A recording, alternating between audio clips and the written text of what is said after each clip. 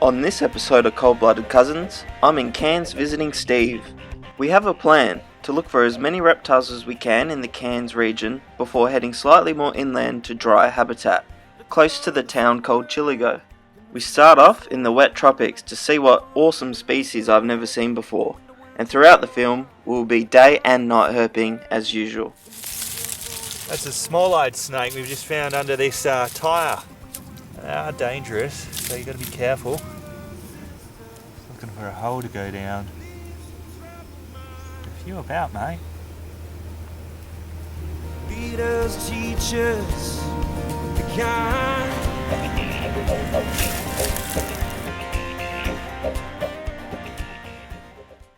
Got another small-eyed underneath this fridge.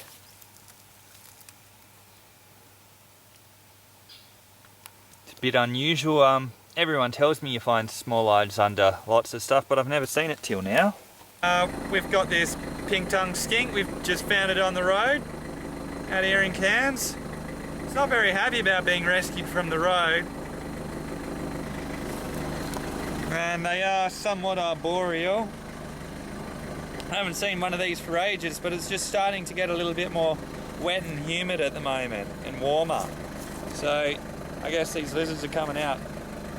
Oh, that's his, that's a threat display there. He's getting a bit defensive, so he's sticking out his tongue.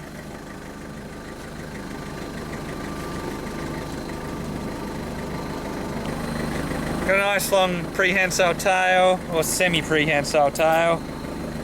Good for climbing and balancing.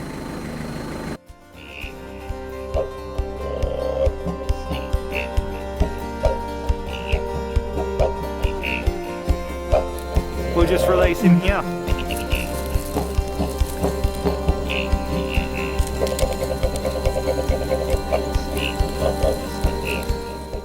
We drive into the hills away from the tropical heat of the coast, and as we go up in elevation, it gets a lot cooler. In this habitat, we can find more southern species living in the far north, like this eastern water dragon. Check out what's sitting on the road here. He's got to be careful, he might get run over.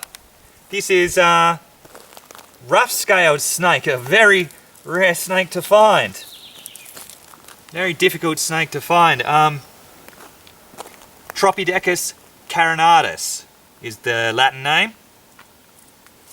And it's a monotypic genus. It's quite an unusual snake. It's mostly terrestrial, but in thick rainforests like this, it has no issues with being arboreal as well, which means tree climbing. So that's quite unusual for a front-fanged elapid snake like this one. It is a dangerous snake, dangerously venomous snake. It's quite unusual for it to be able to climb trees. Most dangerous snakes do not climb trees in Australia. Or at least choose not to. But this guy's right at home in the rainforest, in the thick scrub here. He's pretty chilled out. And you usually find him at night, but Stephen spotted him moving around at midday, which is pretty cool. We actually thought it was a tiger snake and we were tripping for a bit because they're not found here. Yeah, it looked like a little bit like a dull tiger snake. Now the funny thing is we were talking about if we could see a rough scale up here, and basically we had very little hope. It was basically out of the question, but that goes to show anything can turn up wherever you go. It's typical of the wet tropics, you know. I'm up here trying to show Kyle his first red bellies, and we haven't found one. Red bellies are super common up here, but it's just a little bit warm today, and instead we find this guy. While the rough scales are really hard to find, they're probably fairly common. They might just be really hard to spot in the thick rainforest. These guys are also found further south. They're found up here in the wet tropics and further south in forest areas. They seem to be more common in southern Queensland than they are in the far north. I think this might be the highlight find of the year. This is equal to finding a taipan for me. It's such an unusual snake too. It's distantly related to the Lake Cronin snake, which is a fairly unusual snake in itself. A snake which I found last year, another very, very rare snake. I don't know if you can really see, but he's got finely keeled scales. which help him to climb. And that's quite an important adaptation when you live in the rainforest. He's a very relaxed individual. If you have a look here, he's got an old injury. Something's had a go at him. So he's a survivor. So because these guys live in a slightly cooler climate to the coast, it's actually a live-bearing snake. Now it's pretty typical of colder areas for snakes to give live birth, so they don't have to warm up their eggs. Alright, I think it's time to release him. Yeah, he's had enough of us, I think, so get him off that road. Alright, so I'm just going to let him go here on the edge of the road, and hopefully he'll go back into the forest and not get run over.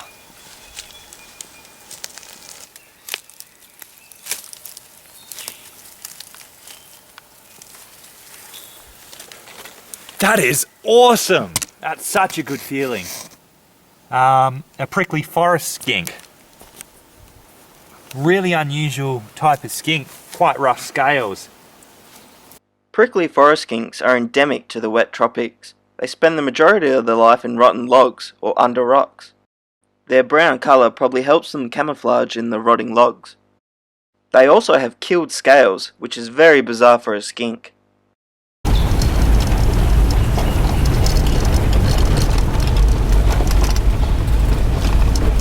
This is red belly country. Pretty nice. Alright, so what we've just come across on the road here, out catching the last rays of light, is a red belly black snake. Now, these get a lot grumpier and larger than the red bellies that are more commonly found down south. They also have a greyer belly, though as far as red bellies go for this area, that's not too bad.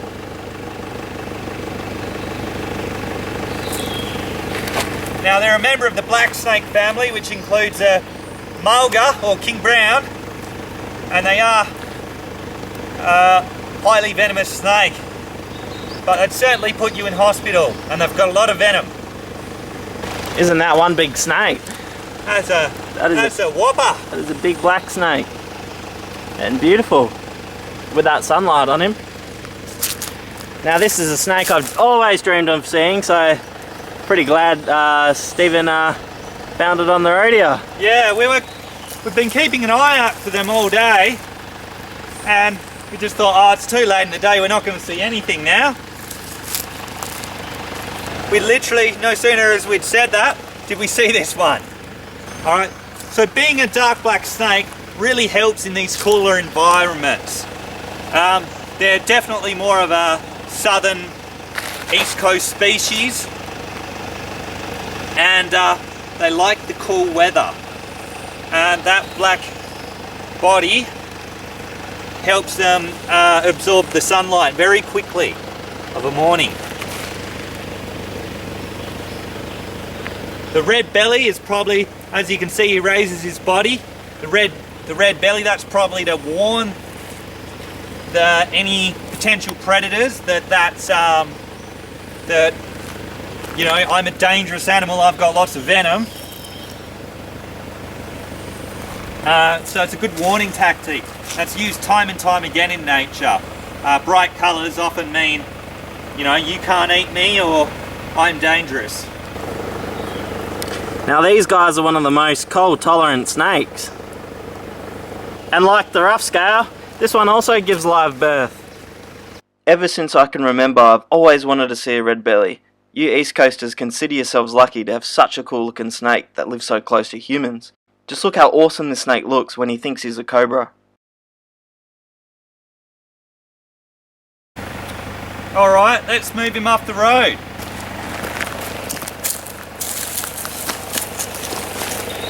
Wait for him to settle.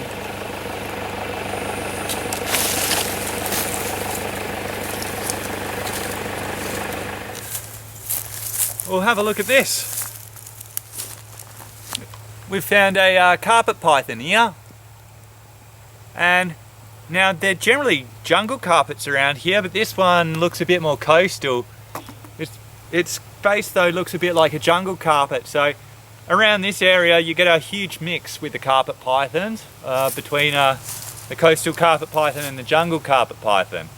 Now this snake's got a big belly, so we reckon he's had a good feed of something. Today's turning out to be a very, very, a day we won't forget basically.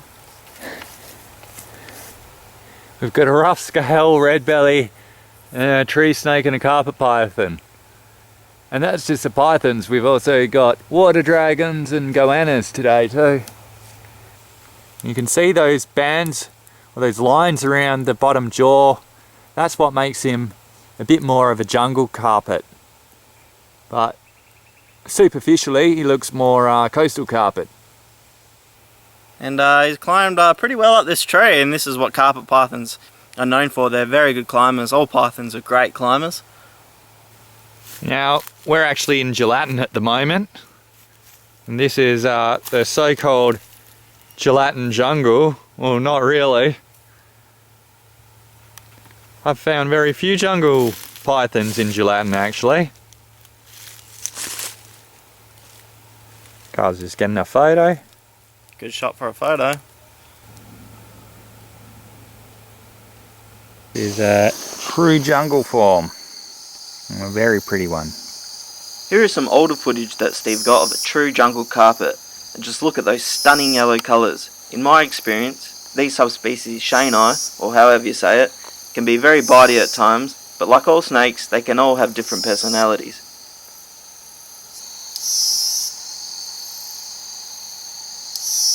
Alright, I've just saved this guy's life. We thought he was well and truly dead. There were so many cars on this road. Look, there's cars driving past now, and we just moved him off the road. Just a pretty small scrub python, but they get a lot bigger than this. See? Very busy road. There was so many cars that, yeah, this guy would have been squished. So, quick thinking, we turned around and saved his life. Very pretty, look at that. I think they're prettier than the iron range snakes. Very common in Cairns. Oh, hang on. I want to look at his eye. Why? Pull him out, pull him out. I think he might have been hit by something. I'm not entirely sure. Hold him still. He's well behaved for a scrubby. Just let me look at his other eye. That eye on the left seems like it's got a slight bulge, but I don't think it's anything significant. He's moving about now. But they do rise up high, like this, because they're very good tree climbers. These guys are masters of eating birds. Anyway, I'll let him go. Let him go. I'm gonna let him go now where we found him. Lots of cars. So many people have seen us with this snake, they must be like, what the hell is this guy doing? But we rescued him, so I don't care. We are now moving on from Cairns and heading slightly inland, about a 3-hour drive from Cairns to Chuligo. The habitat changes quickly from the wet tropics to a dry, arid climate, and we're hoping to see some unique reptiles out here. As soon as we arrive on a stormy sunset, the atmosphere feels perfect for herping. Oh, just got this little gecko moving him off the road. I think that's Lucasian. It's a box pattern gecko.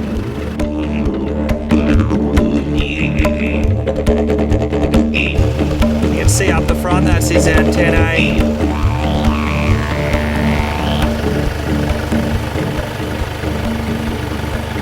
I swear, this is a stick insect, not a stick, even though it looks like a stick. Anyway, let's move it off the road. Got him! Check this out, just grabbed the staff really off the road. It was just sitting there, it's just after sunset really, it's gone a bit dark and he's having a sleep on the road. I'll just turn my head torch off so we can film him. Very dark really too. And usually what they do is run straight up a tree when they spot you. But I think this guy's warming up on the road so he wouldn't actually budge. Which is pretty different for a frilly. He's not a full grown adult. He's still sort of young, or it is if it isn't full grown adult, it's very small. Look at that nice dark colour. This is the darkest frilly I've ever seen. They do frill their neck to scare off people, or any other predators that's trying to harm them. But this one's a little bit quiet, so he doesn't need to do that. You can see his frill there. See there? Now look at those claws. He's a real good tree climber, so that's why they run straight up a tree. They can get real high. Lots of lizards out tonight. No snakes, but that's alright. I'm finding quite a lot of new reptiles. But this one I've seen before in Darwin, but just a different colour, this one. What we'll do, we'll just let him go up a tree. That's where he feels safe. Now these are one of the most famous lizards in Australia. They're awesome looking. They look like a dinosaur. Anyway, I'll just let him go up this tree. This looks good, nice and high for him to climb up. Should feel safe up here.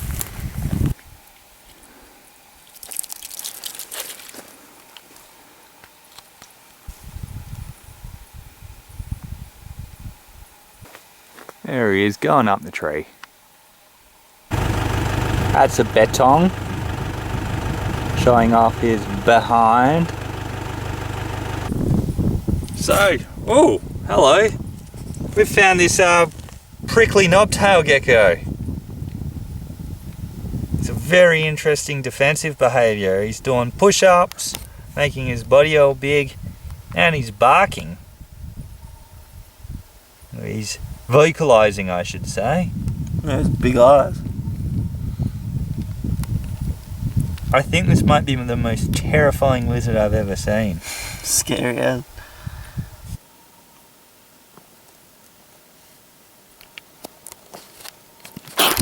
Yeah, there we are, that's a better position. What a weird animal.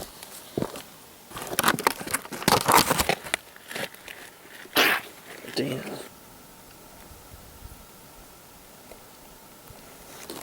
There's his a tiny little knobtail there.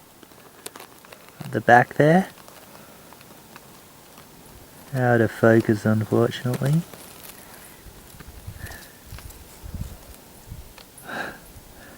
This is going to be one of the coolest, if not the coolest knobtail we've found. It's got such attitude. And pretty. So that there is why they call it the knobtail gecko. Night tiger. Brown tree snake. See, we'll just move this guy off the road. So same species. It's a big one. They're all big in Queensland. So he's the same species, but different colour form. Inland and across the north they are a different colour form.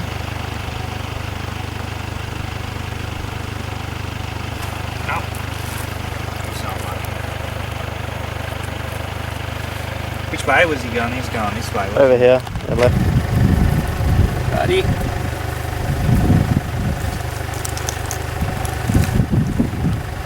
What a pretty snake. He's trying to move this Carpentaria snake off the road.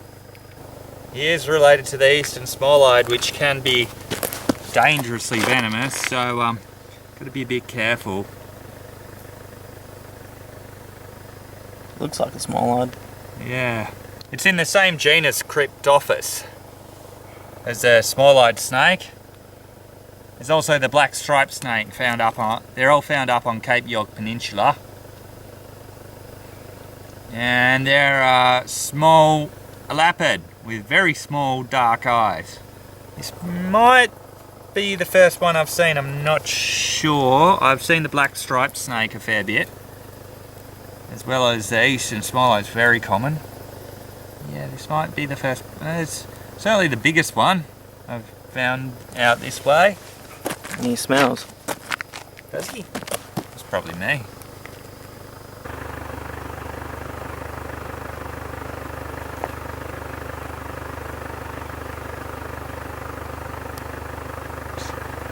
They come in nice colour forms out here, eh?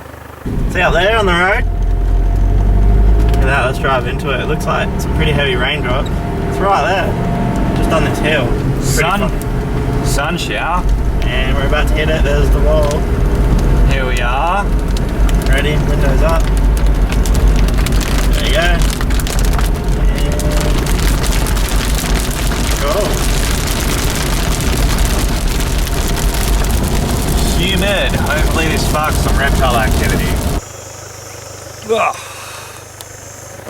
Another frilly, right around sunset, or just after. Sitting out on the road, I think they're warming up on the road, getting the last rays of heat. And they get hammered pretty badly on the roads because when threatened they often just hunker down and cling onto it and trucks go over the top of them. So that's not too good. This one's a bit paler than the last one. Beautiful colours. Love the colours on these Queensland frillneck lizards. What a specky animal. We'll go put him up in one of these trees here. This area is regarded as Gulf Savannah country, and after a long hot day, you're going to find most reptiles coming out at night. Alright, I've just moved this snake off the road. It's a pretty busy road, so I moved him quite far off the road. Has he been hit at all? I'll just check.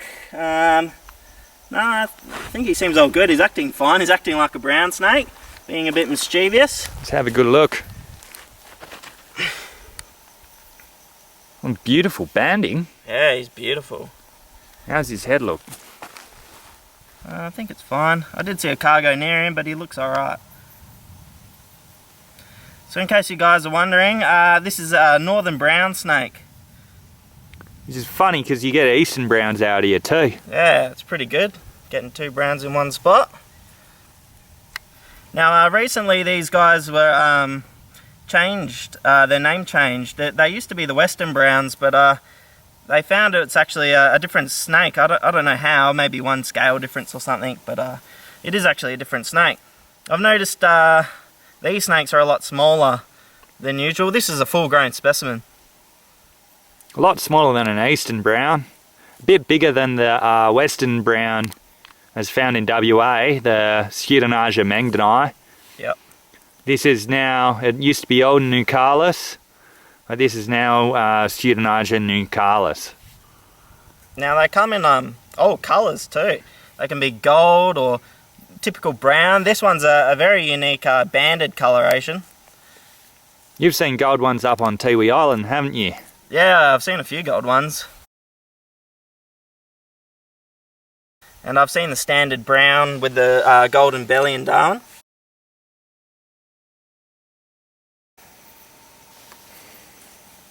This one's got spots on his belly, typical brown snake, but just that black coloration is just beautiful. Yeah, so you can just see how calm and relaxed this snake is now. He's looking at the cameraman. Now the thing about brown snakes, they can build up energy pretty fast, and they're very, very quick snakes. They're known to strike very, very fast, but that's how they hunt their food. They actually hunt by day and early evening, chasing mice and lizards. That's probably why we've seen him out on the road, eh? Steve was probably chasing all the geckos out on the road. Yeah. Nice warm stormy night up on Cape York.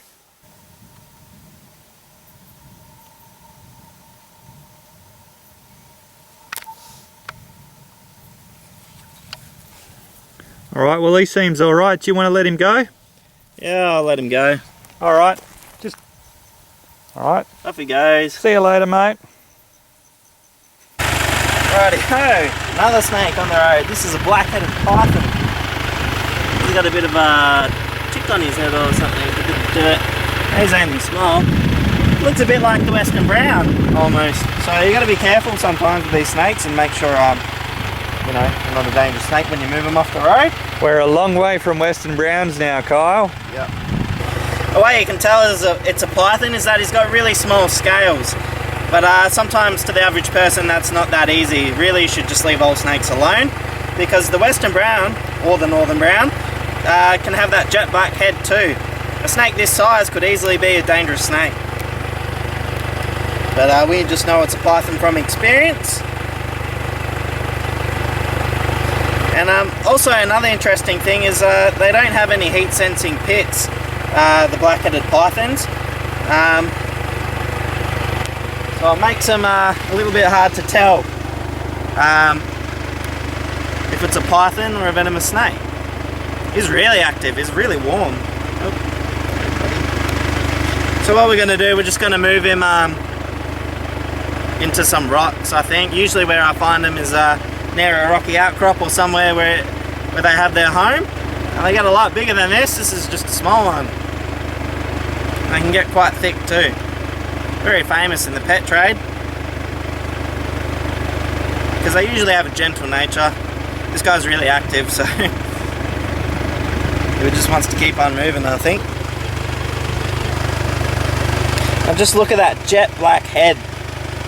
Now, people believe that they actually poke their head out of their hiding spot, and that black actually helps them warm up. That's what some people believe. I think it's true. They don't need that much skin in the sun to warm themselves up. So on colder days, he'll just pop his head out. So I've got a rock to the side of the road here, and it's a great home for him. I reckon this is where he lives. So I'll pop him back. Stay away from the road, mate. I know that's where you hunt, but serious, give me the cash. This is a zigzag velvet gecko. This is a gecko enthusiast's hotspot, eh, Steve? I got another 2 species here, believe it or not. This is a bino gecko, very common around here. They come in all different colours and patterns. And what feeds on these are the bigger geckos. I'll just pop him down. Off you go. And what feeds on them? Velvet geckos. This is a baby velvet gecko. This is a coggereye or spotted velvet gecko. And this is just a young one. They get like, you know, this big. And they eat those binos, and they'll probably even eat those zigzag velvet geckos. But there's so many gecko species around here. How cool is that? And there's also another gecko species around here called the ringtail gecko. I'll just let him climb on me. They're good climbers. We've also got Jihiras as well. Now all these geckos are cool, but this is the one I'm after because they're usually very, very pretty. Look at those spots on him. And they call them velvet geckos because the skin feels very smooth. Good name for them. And there's all different types of velvet geckos, but we've already found 2 species, haven't we, Steve? So we'll go find a gecko what would probably eat baby these ones. Watch this. Watch how good they are at jumping. Ready? Woo! I love geckos when they do it. What do we got now? God, the night that's just producing so many reptiles. This is a northern velvet gecko. Odura castelnui, I think it is. It's a bit hard to pronounce. Yeah, something like that. Oh, it's way prettier than that one up north. So, very closely related to Odura coggereye. The gecko we just found. That little gecko. Yeah. Wow, how cool is it? And how it's pretty big. Like, reminds me of some of the geckos I've found in southern USA, actually. Some of the desert geckos. yeah, it does a bit. Great climbers. They mostly climb rock. Alright, well, we'll move him off the road.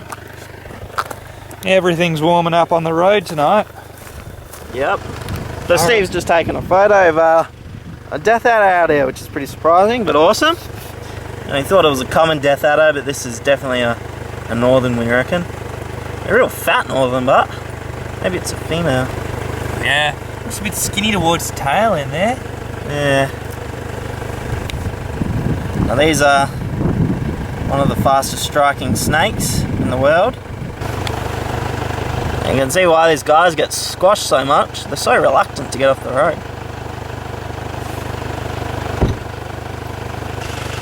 It's a bit better. And they should sit like that. There we go. Death adders climb on hooks really well, so it makes it easy for us to safely move them off the road. I'm so happy. Steve's too excited he can't talk. It's been a really good night. But yeah, so these snakes they wiggle their tail on top of their head, and that attracts skinks or any other small mammal. Anything they can gobble down, I guess. It attracts them, and yeah, they go straight for that tail, and snake's right there waiting. It's a pretty good maneuver. Now, the reason why they call them death adders is because their old name is actually deaf, as in D-E-A-F, because they don't move. It's almost like they can't hear us. We can shout at them really loud, and snakes don't have ears. They only feel vibrations. When we're moving around and we step, he feels that more than he can actually hear us. Awesome find. How excited are you, Steve? Oh, Been a great night. moon. Yeah. Finding heaps. Well, that ends our night perfectly, and we head back to Cairns the very next day. Thanks heaps for watching, and please give us a like on Facebook at Cold Blooded Cousins.